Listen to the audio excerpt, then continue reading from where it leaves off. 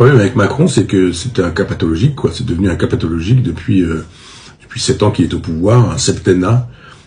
Cet homme a tout dit et le contraire de tout.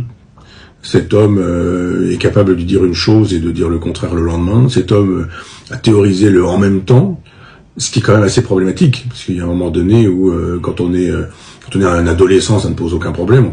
On est en cours de formation.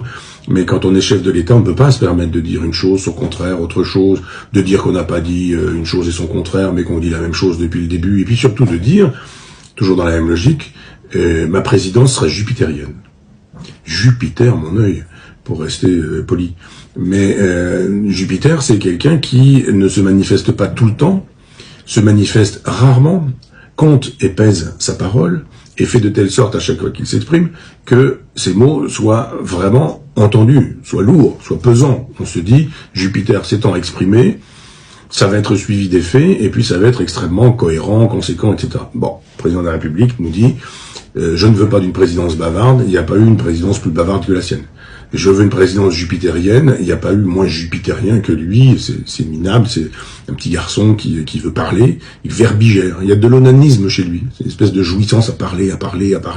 Il s'écoute, il se plaît, il parle à son miroir, cet homme, il parle pas au français, il parle à son miroir.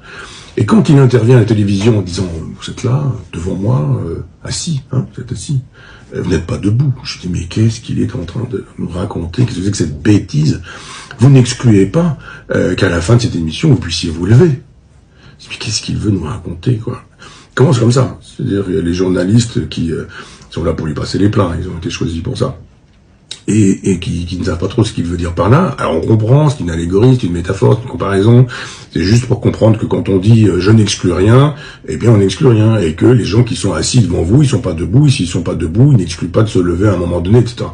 Est-ce qu'on avait besoin de commencer une intervention comme ça?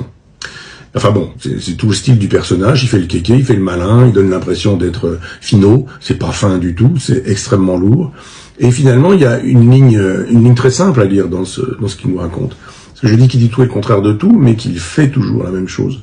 C'est-à-dire, il détruit la France pour construire l'Europe. Ça, c'est une constance.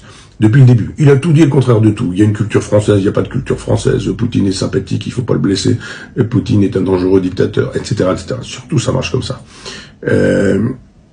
Madame Le Pen, arc républicain, pas arc républicain, enfin tout. Et là, on se dit, faut comprendre ce qu'il dit quand même à un moment donné, il faut décoder. Il dit, si Poutine devait gagner, ça poserait un problème pour notre sécurité. Et on dit, ah bon, tiens, très bien. C'est quoi, les chars russes à Paris? C'est l'Assemblée nationale renversée par la troupe venue de Moscou? Le Kremlin qui piloterait la politique à Paris, comme les communistes auraient souhaité pendant le pacte germano-soviétique. Est-ce que c'est ça la crainte? Bah bien sûr que non. Alors qu'est-ce qu'il a voulu dire? Il a juste voulu dire que la France, ça n'existait pas, et que c'était l'Europe qui existait. Oui, c'est vrai que ce que fait Poutine redessine l'Europe, ça c'est sûr. Qu'il a l'intention de ne pas laisser les européistes dessiner l'Europe en disant « j'en suis, nous en sommes ». Et il n'est pas question qu'avec les Américains, vous puissiez dessiner la carte de l'Europe sans que moi j'ai mon mot à dire dans cette aventure. C'est ça l'enjeu. Et Macron nous dit, l'enjeu de l'Europe est problématique avec la victoire, ou serait problématique avec la victoire de Poutine. Il a raison. Il a raison, effectivement, l'Europe ne serait plus exactement la même. Mais si l'Europe n'est pas la même, ça ne change rien à la France. Et lui nous dit, bah si. Parce qu'effectivement, la France, ça n'existe plus. La France, c'est rien. La France, c'est une sous-province, une espèce de sous-préfecture. Et cette sous-préfecture qu'est la France, effectivement, elle verrait des changements parce qu'effectivement, l'Europe ne serait plus la même. La sécurité de l'Europe ne serait plus la même. Alors, je veux bien qu'il se passe des choses dans les républiques, en Estonie, Lituanie, en Moldavie, en Transnistrie. Je veux bien que le destin de Brest ce soit aujourd'hui dans les paysages de la Transnistrie. Je veux bien qu'on puisse nous l'expliquer.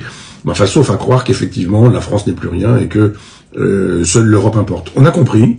Ce monsieur prend date sur l'Europe.